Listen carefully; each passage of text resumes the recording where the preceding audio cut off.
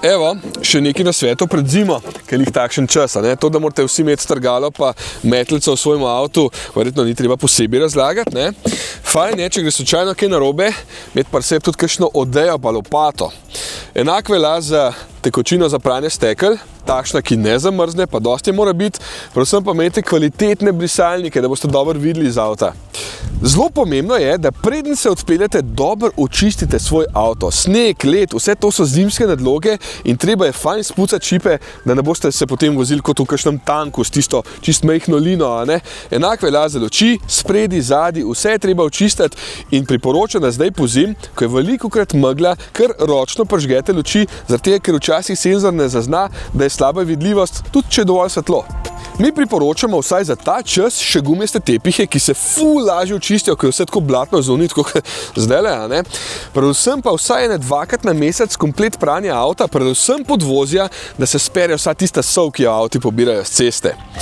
Tukaj je mogoče še eno priporočilo, da je fajn tole gumo, pa tole, pošpricati s kakšnim zaščitnim premazom za tesnile, da bodo dlje zdržale, sploh ko zapeljete ven iz pralnice, je pa treba tudi vse obrisati, vodo, da ne zamrzne, ker potem potrga lahko tole gumo ali pa uniči tele kljuke. Pa še ena stvar, prazne kovčke, strešne prtljažnike, vse to odstranite z avta, ko jih ne rabite, zaradi tega, ker samo povečuje porabo. Pa vidim, da se eni vozijo z njimi kar vso sezono. Kaj pa električni avti? Mi imamo zdaj ID.4 že 5. leto in ogromno izkušenj, ki se lahko koriste tudi za koga med vami. Prvo priporočilo je, da naj bo baterija vedno napolnjena na vsaj 20% zdaj po zimi, sploh če avto dlje stoji, ker bo enostavno baterija dlje živela. Jasno je, da po zimi električni avti porabijo več energije, tako kot klasični avti pokurijo več bencina, ampak tukaj se to še toliko bolj pozna, ker imajo manjši doseg.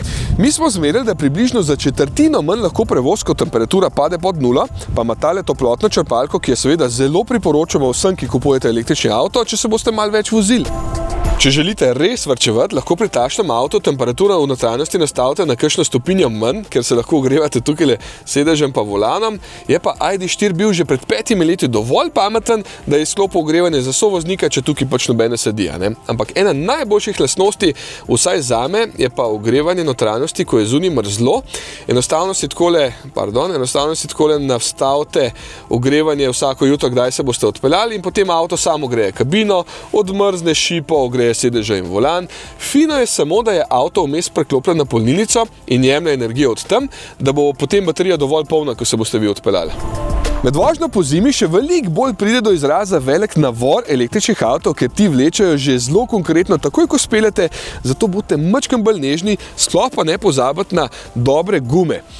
Ti avti so res težki zaradi teh velikih baterij, takšen ID.4 recimo tehta krepko več kot 2 toni in vso to maso je potem treba tudi ustaviti na spolskama, ne? Pa kdor ima 4-kolesni pogon, se ne bo čist nič hitreje ustavil, kot marsikdo zmotno misli. Še 2 malenkosti. Zadnjič je isto kot crknil ključ po domače povedan, zaradi tega, ker ga je imel v zunanjem žepu pri -10 stopinjah, pa je baterija šla. Problem? Ne, ker je tukaj noter skrit tudi klasičen ključ in potem tole pokrovček odpreš in imaš spodaj še klasično ključavnico. Potem je dal pa ključ sem in sta se z avtom spet našla. Pa polnilni kabel vedno lepo pospravite nazaj, da ga ne uničite z grdim zvijanjem, ker tudi na vse žičke v njem mraz nima lih dobrega vpliva, pa ga boste dlje imeli.